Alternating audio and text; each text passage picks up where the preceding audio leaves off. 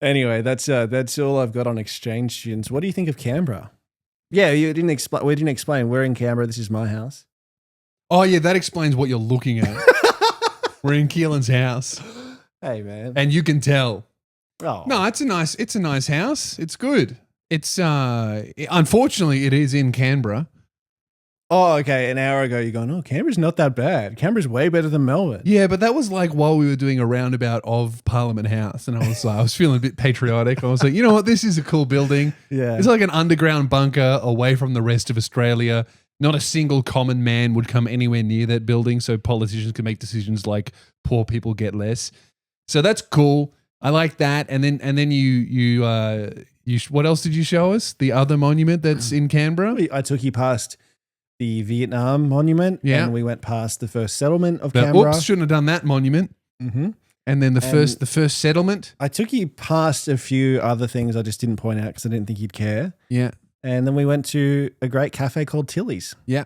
And then we went to a bookshop called Book Law, and we And the Canberra mystique is fully worn off now. Now I'm just like, oh yeah, it's like a suburb.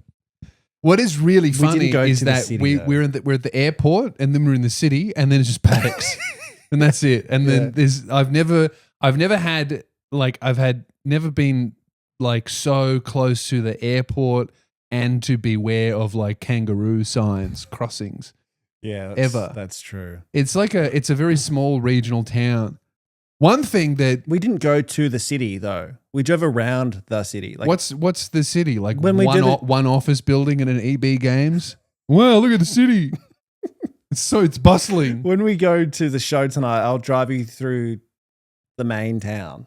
You know what does annoy me about Canberra is the airport's so nice, and that's just to impress foreign politicians to make Australia look like some utopia. It's bloody awesome, isn't it? But I think like if I was a Chinese politician coming to Australia, I'd be like, oh, the airport is a rivalry. And then I would get to, well, Parliament houses are very nice. And then I'd be like, Australia is a farmland. It wouldn't look. Yeah, that's true. But the food is so good here. If you've got money, the food is amazing. Well, I'll have to take your word for it. Yeah. Because we won't be eating well on this trip. We can possibly go to the bar where my girlfriend works after the show and get some free grub. Okay, nice. I don't mind that. Because my bank account is $100 negative. Oh, that's okay. Yeah, I can shout dinner if you like. So can I. Dinner! Did you like that, everyone? Because I'm poor. Canberra's pretty. I love Canberra. Canberra, I've got a history of Canberra book right behind us, actually. Yeah, the first 150 pages are just, we'll skip that.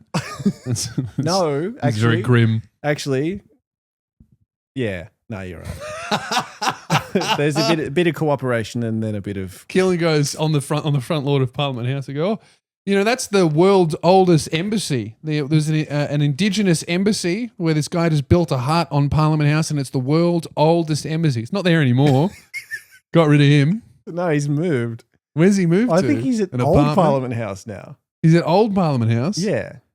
Is there an old indigenous embassy outside old Parliament House? So there's new indigenous embassy outside old Parliament House. I don't know. It's a good question. I do remember coming here on school excursion, and we went to Old Parliament House, and they explained how the system works. You know, parties go here, and here's the lower house and the upper house, and this is where they all vote on things. Mm-hmm. And they go, you know, one party will come up with this idea, and they'll all vote together. And then I asked, they go, do you have any questions? And I said, what if you're in a party and you disagree with like what the party's doing? And he goes, oh, well, you can cross the floor and vote no. And I was like, what happens then? They go, oh, they probably kick you out of the party. And then I was like, oh, so it's all bullshit then. Yeah, they do kick you out. Yeah. Yep. I think that's good. You could also get kicked. We're all going to vote yes on this. Excuse me, we're all going to vote yes on this? Those kids deserve it. You know what those kids are going to grow up to be, don't you? That's a lot of those conversations are being had. I do like the history of Canberra. I think it's fascinating. Yeah. I think we've talked about this on podcast enough, so I won't go too into it. But I love that Canberra was only chosen because neither Melbourne nor Sydney wanted the other city to be the capital. That's such a stupid fucking reason. They literally should have just flipped a coin. And they just picked a valley in between Canberra and Melbourne that was more than 400 kilometers between either of them and said, let's settle it here. That's the dumbest reason to make a capital and also the most Australian shit ever is like the reason why Canberra has Parliament House is because Sydney didn't want Melbourne to have something nice and Melbourne didn't want Sydney to have something nice, which is the most Australian tall poppy syndrome shit ever. Of like, oh, if I can't have it, I definitely don't want him to have it.